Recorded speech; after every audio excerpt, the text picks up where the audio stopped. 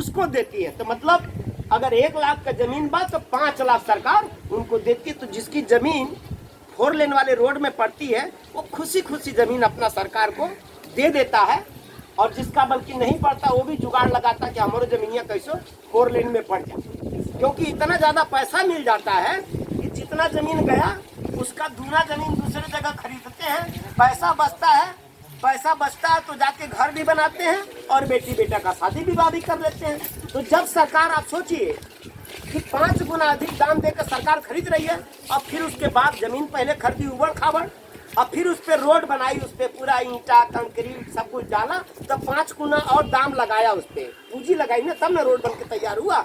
Machine लगाया जाता है, तो 1 रुपये का सामान सरकार मान के चलिए 10 रुपया में, मतलब 10 गुना पैसा लग गया ना उस रोड बनाने में। तो 10 गुना पैसा लगा करके सरकार लाखों एकड़ जमीन पूरे देश भर में खरीदती है और रोड बनाती है।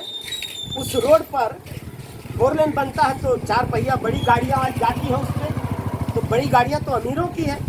तो अमीरों के लिए लाखों एकड़ जमीन खरीद करके और लाखों करोड़ रुपया लगा करके सरकार रोड बनाती है, और जमीन खरीदती है, रोड बनाती है।